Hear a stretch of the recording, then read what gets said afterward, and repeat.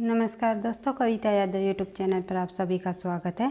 TGT PGT Hindi और NTA net से संबंधित हिंदी विषय के नए पाठ्यक्रम के आधार पर हिंदी के संपूर्ण पाठ्यक्रम को धीरे धीरे आगे बढ़ाते हुए आज की क्लास में हम करने वाले हैं संविधान में कुल भाषाएं। हमारे भारतीय संविधान में कुल कितनी भाषाओं को शामिल किया गया, सबसे पहले कितनी भाषाएं थी, फिर उसके बाद कौन कौन से संशोधन में कौन कौन सी भाषाओं को जोड़ा गया। इनसे संबंधित परीक्षा में 1 या 2 प्रश्न अवश्य पूछे जाते हैं हर परीक्षा में, चाहे टीजीटी पीजीटी हिंदी परीक्षा हो या फिर एनटीए नेट की हिंदी से संबंधित परीक्षा हो या फिर किसी भी स्टेट से संबंधित कोई कंपटीशन लेवल की जो परीक्षा होती है। जीके के क्वेश्चन में भी इनको इंक्लूड कर दिया जाता है कि जीके का पोर्शन होता है उनमें भी कई बार भाषाओं से संबंधित और हिंदी के अनुच्छेदों से संबंधित प्रश्नों को पूछ लिया जाता है। इसलिए जो कल की क्लास में हमने किया था हिंदी की संवैधानिक स्थिति, उसमें हमारा ये तथ्य रह गया था, ये पॉइंट रह गए थे, कुछ पॉइंट हमारे छूट गए थे। उसी को लेकर के आज मैं क्लास लेकर के आई हूँ। आज की क्लास थोड़ी छोटी होगी लेकिन इम्पोर्टेंट बहुत है। यहाँ से 1 या 2 प्रश्न अवश्य ही पूछे जाते हैं हर परीक्षा में। तो देख लेते हैं हमारे कौन से तथ्य रह गए थे, उनको एक बार देख लेते हैं और फिर भाषाओं को दोबारा से रिवाइज कर लेते हैं कि हमारे भारतीय संविधान में कुल 22 भाषाएं जोड़ी गई थी। जो अभी तक जो 22 भाषाएं हैं उनको मान्यता प्राप्त भाषाएं हैं और मान्यता मिली हुई है। और उन भाषाओं को एक बार फिर से रिवाइज कर लेंगे, उन वे 22 भाषाएं कौन कौन सी रही है। तो सबसे पहला पॉइंट देख लेते हैं।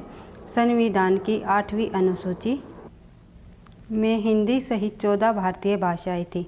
कौन सी अनुसूची में? भारतीय हमारी संविधान की 8वीं अनुसूची में हिंदी सहित, हिंदी को मिला करके 14 भाषाएं थी। शुरुआत में कितनी भाषाएं थी ये प्रश्न पूछ लिया जाता है कि भारतीय संविधान में 8वीं अनुसूची में शुरुआत में सबसे पहले कितनी भाषाओं को शामिल किया गया। तो आंसर हो जाएगा हमारा 14 भारतीय भाषाओं को शामिल किया गया हिंदी सहित। फिर देख लेते हैं कि संविधान के 21वें संशोधन यानी 1967 के अंतर्गत सिंधी को 8वीं अनुसूची में शामिल किया गया। उसके बाद जो 21वां संशोधन हुआ हमारा भारतीय संविधान में, तो जो कि हुआ था 1967 में, उसके अंतर्गत एक भाषा को और शामिल किया गया, 8वीं अनुसूची में शामिल किया गया। वो एक भाषा और कौन सी रही? वो हमारी रही सिंधी भाषा। तो उसके बाद प्रश्न ये बन सकता है कि 21वें संशोधन में 8वीं अनुसूची के अंतर्गत और अन्य कितनी भाषाओं को शामिल किया गया। तो आंसर हो जाएगा एक भाषा को शामिल किया गया, उसका नाम है सिंधी, 21वें संशोधन में 1967 में। उसके बाद देख लेते हैं संविधान के 71वें संशोधन में। उसके बाद जब 71वां संशोधन हुआ, कब हुआ? 1992 में। ये भी पूछ लेते हैं भारतीय संविधान का जो 71वां संशोधन है वो किस सन में हुआ। तो कब हुआ? 1992 में। उसमें के द्वारा 8वीं अनुसूची में 3 भाषाओं को शामिल किया गया। कौन कौन सी? नेपाली, मणिपुरी और कोंकणी। जो नेपाली, मणिपुरी, कोंकणी, इनमें 3 भाषाओं को इनमें शामिल किया गया 71वें संशोधन में, जो कि 1992 में हुआ। और इसको हम याद रखने की ट्रिक हो जाएगी हमारी नमक। न से हो जाएगा नेपाली, मैं से हो जाएगा मणिपुरी और कैसे हो जाएगा कोंकणी। तो नमक से हम याद रख सकते हैं। ये भी पूछ सकते हैं कि 71वें संशोधन में कुल कितनी भाषाओं को जोड़ा गया, शुरुआत में कितनी है, उसके बाद 21वें संशोधन में कितनी भाषा को जोड़ा गया। किसी भी तरह अगर परीक्षा में घुमाकर भी प्रश्न पूछा जाता है तो आप सही आंसर लगा सको, इसलिए इन तथ्यों को बार बार रिवाइज करना। बिल्कुल ये 3 जो संशोधन हुए हैं हमारे भारतीय संविधान में, 21वां, 71वां और 92वां, उसके बाद हुआ 92वां, इनको बिल्कुल याद रखना है कि कौन कौन सी भाषा किस संशोधन में जोड़ी गई। संविधान के 92वें संशोधन अधिनियम 2003 के द्वारा 8वीं अनुसूची में मैथिली, डोगरी, बोडो और संथाली को शामिल किया गया। उसके अंतर्गत 4 भाषाओं को शामिल किया गया। कौन कौन सी? 92 में मैथिली, डोगरी, बोडो और संथाली, इनको शामिल किया गया। उसके बाद देख लेते हैं संविधान के अनुच्छेद 344 1 और अनुच्छेद 391 में 8वीं अनुसूची में विनिर्दिष्ट भारतीय भाषाओं का संदर्भ आया है, जो संख्या में 22 है। जो अनुच्छेद 344(1) और अनुच्छेद 351 में 8वीं अनुसूची में विनिर्दिष्ट भारतीय भाषाओं का संदर्भ आया, जो संख्या में कितनी रही? 22। उसके बाद जो अनुच्छेद 1951 में जो निर्देश आया तो उसमें क्या शामिल किया गया कि कुल भाषाओं की संख्या कितनी बताई गई? उसमें बताई गई 22। कुल 22 भाषाओं को ही हमारे भारतीय संविधान में शामिल किया गया है।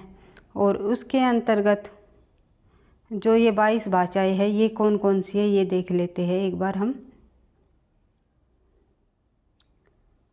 सबसे पहले देख लेंगे असमिया।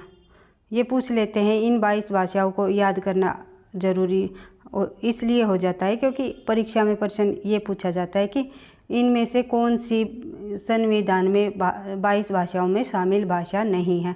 लगभग जहाँ तक मैंने देखा है ऑप्शन में अंग्रेजी ही देते हैं, तो अंग्रेजी इनमें शामिल नहीं है।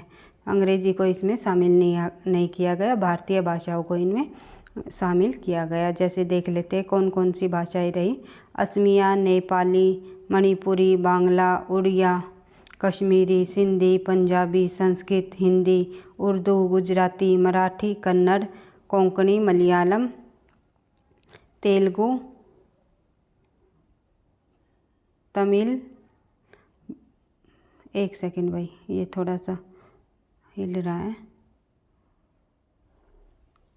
मैथिली, सॉरी भाई, एक सेकंड, अब फिर से देख लेते हैं शुरुआत से। असमिया, नेपाली, मणिपुरी, बांग्ला, ओडिया, कश्मीरी, सिंधी, पंजाबी, संस्कृत, हिंदी, उर्दू, गुजराती, मराठी, कन्नड़, कोंकणी, मलयालम, तेलुगु, तमिल, बोडो, मैथिली, संथाली और डोगरी।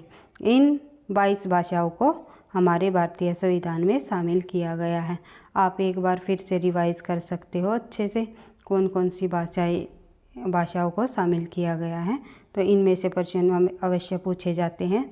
इन 4 भाषाओं को 92वें संशोधन में शामिल किया गया। कौन कौन सी 4 भाषाएं? बोडो, मैथिली, संथाली और डोगरी, इन 4 भाषाओं को। और जो उसके बाद 71वां उससे पहले 71वां जो संशोधन हुआ था उसके अंतर्गत मैंने बताया था नमक, न से नेपाली और मैं से मणिपुरी और कै से कोंकणी, 3 भाषाओं को उसमें शामिल किया गया। और 21वें संशोधन में एक भाषा को शामिल किया गया, सिंधी। इस प्रकार से तीनों संशोधन के अंतर्गत कौन कौन सी भाषाओं को शामिल किया गया और किस सन में संशोधन हुए और भारतीय संविधान में कुल 22 भाषाएं रही, वे कौन कौन सी भाषाएं 22 भाषाएं रही, ये हमने आज देख लिया है। इस आज की क्लास से संबंधित एक प्रश्न परीक्षा में अवश्य पूछा जाता है, हर परीक्षा में, चाहे किसी भी स्टेट की टीजीटी पीजीटी परीक्षा हो या फिर एनटीए नेट की। इसलिए आज की क्लास वेरी इंपॉर्टेंट है। 1 या 2 नंबर आपके आज की क्लास में पक्के हो जाएंगे। इनको आप बार बार से रिवाइज करके याद कर सकते हो। और वीडियो अच्छी लगी तो लाइक करना, दोस्तों के साथ शेयर करना, चैनल पर पहली बार हो तो सब्सक्राइब कर लेना। हमारी इसी तरह हिंदी के संपूर्ण पाठ्यक्रम से संबंधित एक टॉपिक को करते हुए हम आगे बढ़ रहे हैं। साथ ही पिछले सालों के प्रश्न पत्रों को भी करते हुए चल रहे हैं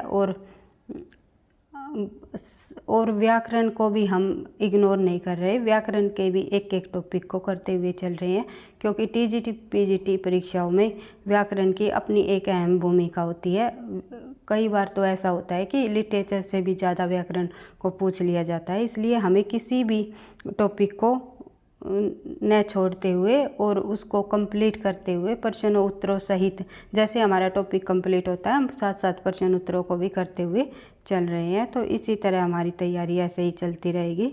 जिन बच्चों ने भी हमारी पीछे की क्लास नहीं देखी है, तो अगर आप एक टॉपिक, जैसे हमने हिंदी साहित्य का इतिहास लिया हुआ है, तो हम बिल्कुल क्रम वाइज चल रहे हैं। तो हमने एक प्लेलिस्ट बनाई हुई है, तो उन प्लेलिस्टों में अलग अलग टॉपिक की अलग अलग बिल्कुल क्रम वाइज क्लास मिल जाएगी आपको। तो जिस भी बच्चे ने पीछे की क्लास नहीं देखी है, प्ले लिस्ट में जा कर के देख सकते हो। पढ़ते रहना, आगे बढ़ते रहना। थैंक यू, धन्यवाद।